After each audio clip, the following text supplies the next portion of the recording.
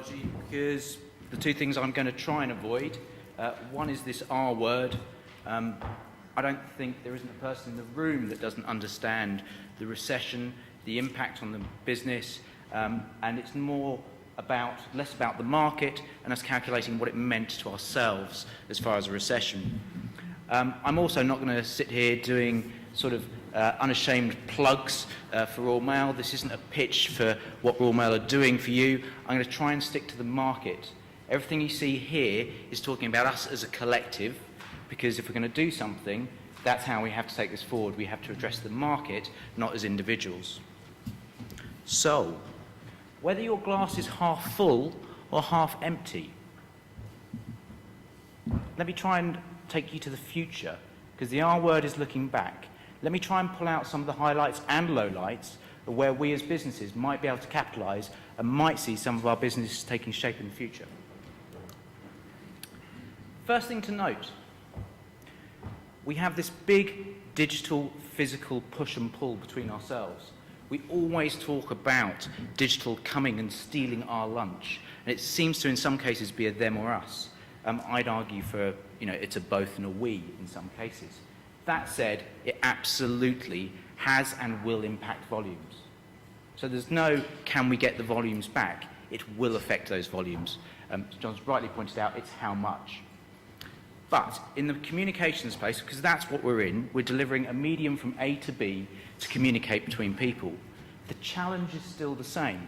Whether you are in mobile, whether you're in social media, whether you're in transactional mail, the challenge is still the same today.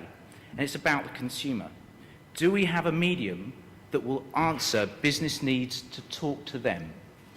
Can we break through, and is our medium strong enough? So when you're talking about innovation, are we answering this single question? Because no matter how much innovation there are in digital, social, mobile marketing, they still have to answer this question, and so do we. So, we'll set the landscape a little bit. It's not all doom and gloom. A lot of our budgets start in the in the communication area. Communications as a whole, a lot of this held by ad men and ad agencies, because even the ad men and ad agencies talk about the transactional mail. They talk about CRM. They talk about customer touchpoints. They talk about building websites for home shopping, which ends up as us moving packets from A to B. So a lot of this industry is relevant to how we go forward. For the first time, they are now predicting in the next year budgets will go up. Read the caveats, I say budgets will go up. Not direct mail, not transactional mail, not packets. So I'm not talking about our industry, but the pot is about to increase for the first time. The other interesting thing is, as a group from a supplier, from an industry, from customers, we were dominant for many, many years for finance. Now, we all know that finance have sort of turned the tap off a little bit as a sector and concentrated and spread their efforts, as well as their own financial problems that they've had in the last 2 years. But what makes it interesting is when you look at the market facts, and again, these are not Royal Mail facts, these are market facts.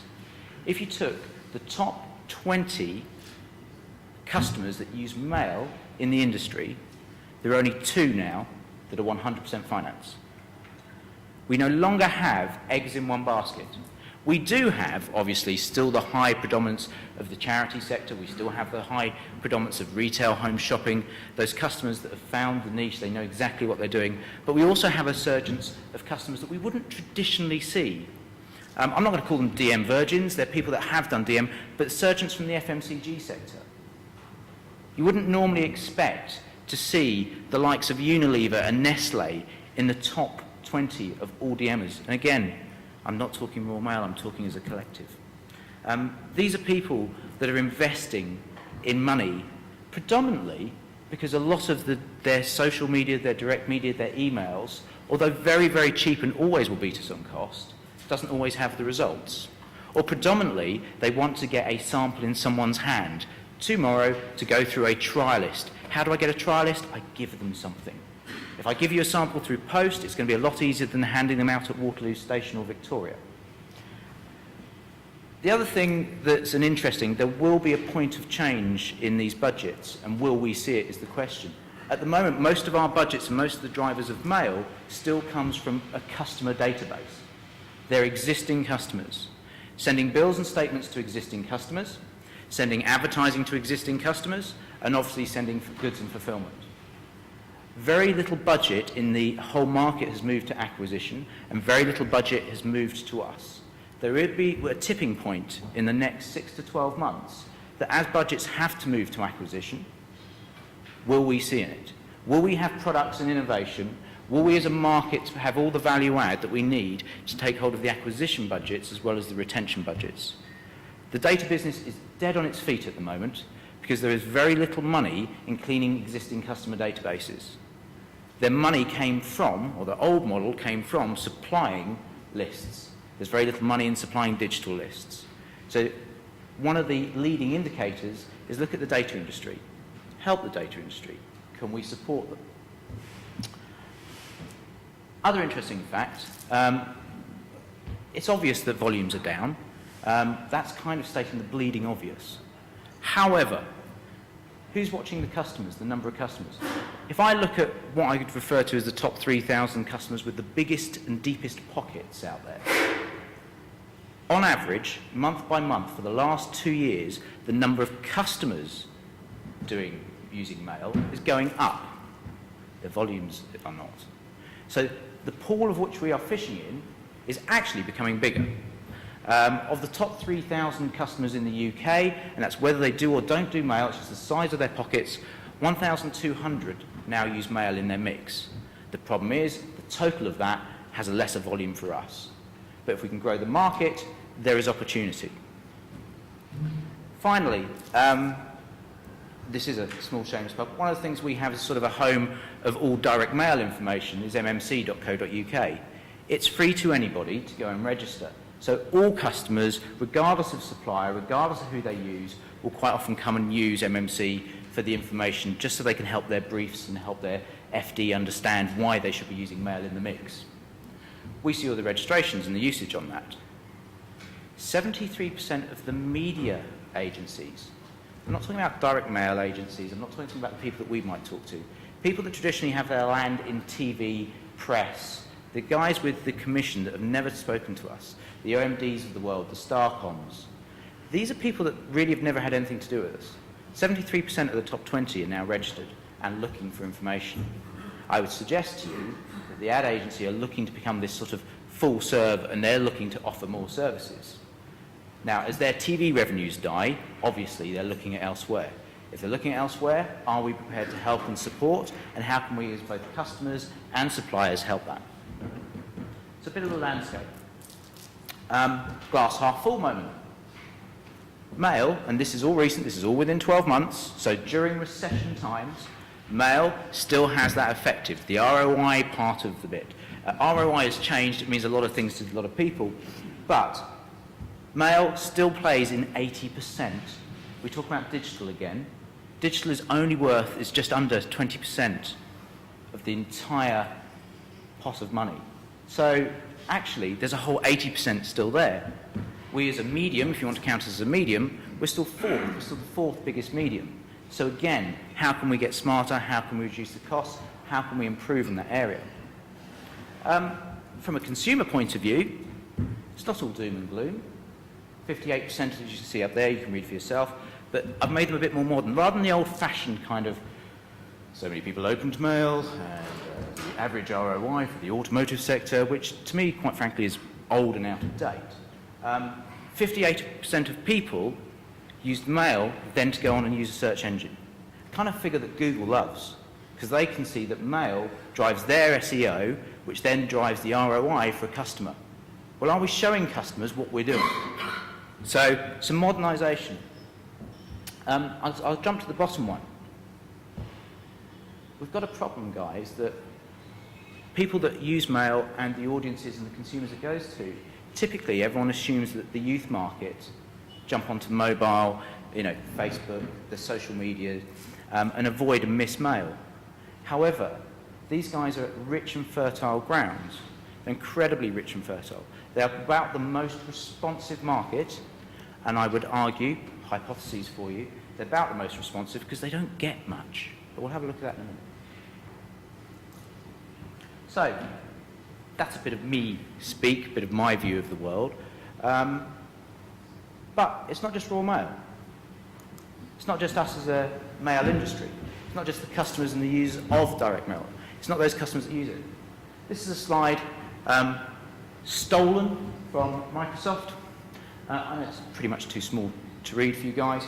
But all I wanted to point out was fifth from the left, fine.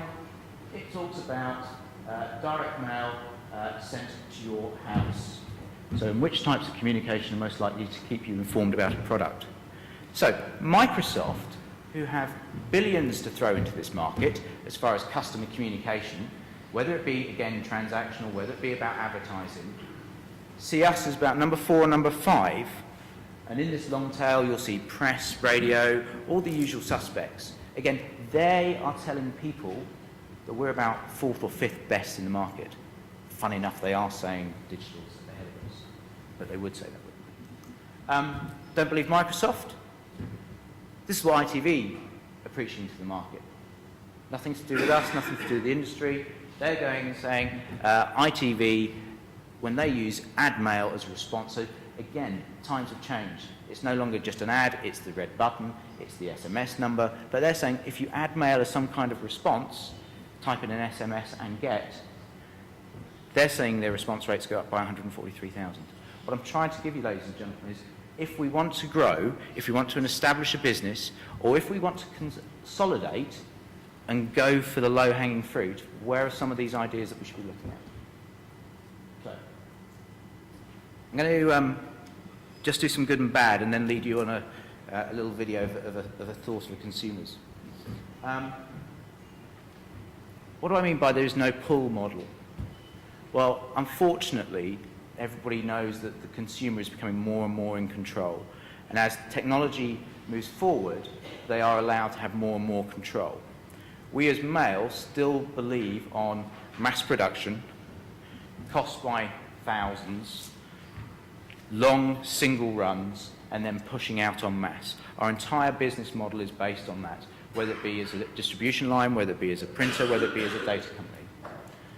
The digital world are based on ones and twos, so they can survive on just pulling one ad, one red button, one SMS, and the customer just using it as and when they want. So they have a model that's designed for the pull. We don't, not really. DM skills are being lost. Those people that actually put their hand up. So let me give you a few new guys. Lego. Wouldn't expect them as a brand to just enter the DM market. They've just entered the mail market. Anorak. Berghaus. Some new people, just low budgets, just new areas. Problem is they don't have the skills in-house, and the agencies they use or the people and the suppliers they use don't have the skills to help them do the best. They only have the skills to help them how to get something out the door. That's not good enough. There is still the junk mail, but now it's no longer, we've lost most of the junk mail label. That's gone to, unfortunately, your inbox. You only have to open your Blackberries now, ladies and gentlemen, see how many red lines you've had in the last 5 minutes. Go home to your Hotmail or Gmail account, it'll be even worse. So the junk mail's passed on. We're still just as much as a culprit. Bad mail is media wastage, which ruins the ROI. Not flexible enough. Don, you've already picked up that, so I'm not going to repeat. You've got the speakers here in the Q&A later. But we need to be more flexible, certainly on pricing, risk share, and that type of thing. And we're still acting like a commodity. We're not acting like a value-add medium. We're acting like, how many do you want as a business? And I would suggest that will be threatening going forward. However, we still supersize other media. No matter which piece of research you take, when you add mail to any other kind of communication, we always up the response rates or up the ROI. Fun enough, except radio. Don't ask me why. Technology, we are getting better. You look at the HP, look at Indigo, the ability to give you a complete and utter bespoke newspaper tomorrow. That is as good as any Steve Jobs iAd that is out there. I just did a quick on the tube in the carriage. It was 4-1 while I was just sitting on the tube coming to Hammersmith, 4-1 that were reading a book versus on their iPhone or equivalent. So we're still there as a medium. Linked to digital, we've covered that. Change the response. It's not about mail out, mail back. If it's about mail out, why is it not SMS back? Why is it not mail out red button back? Why is it not mail out URL back? Think of enhancing and growing with this other media or the other media. Don't think of them or us. As I said, we need to be about value add, not just a commodity. If we become a commodity over and over, it'll just be a fight amongst ourselves, and you'll be looking at consolidation only. So, ladies and gentlemen, that's my overview of a little bit of the future and where some of the cherry picking, where we might want to grow. But I just thought I'd leave you just with a 2-minute clip, if you don't mind, of not us as an industry, not customers, but the consumers, the people that get the mail. I thought I'd leave you with a clip of the next generation, because we are not the next generation. It's the 14, 15, 16-year-olds. If they start with digital and go all the way through, mail will just be a quaint old thing that their grandmother or grandfather showed them. Let's just hear from the younger generation.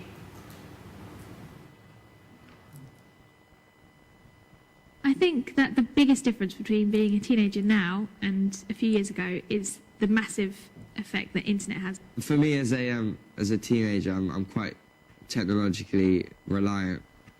I use the internet every day. It's a big part of my life. I use it at work and at home. I visit the same sort of 4 or 5 websites before I do anything. But once the internet was down, I had for 2 days, and I felt kind of almost lost, as you might say.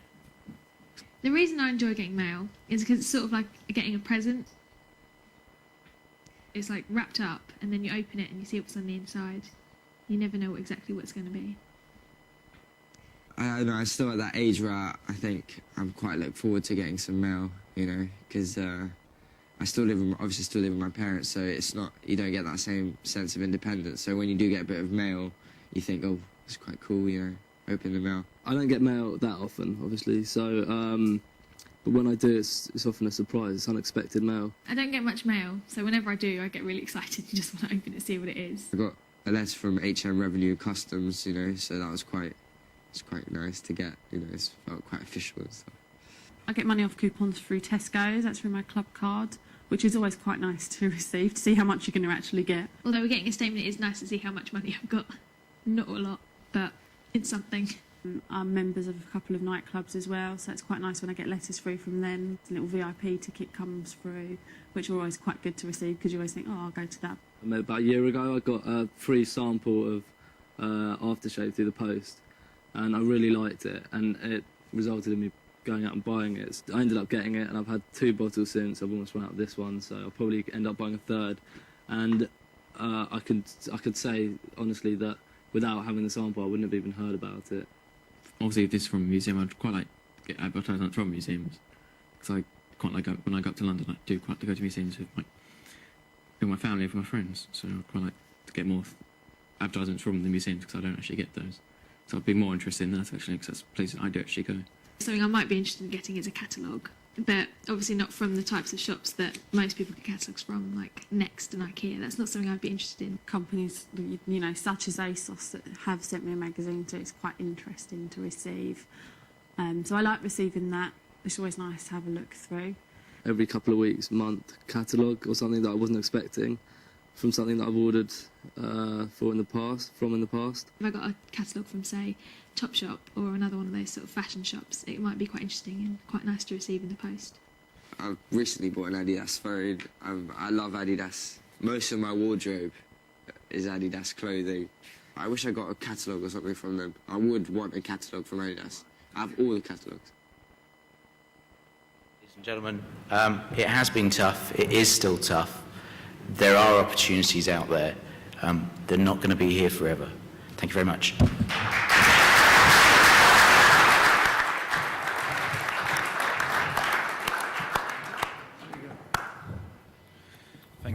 Thank you very much, Anthony, for that very interesting insight into the current state of play in the DM market, and also a look to the future.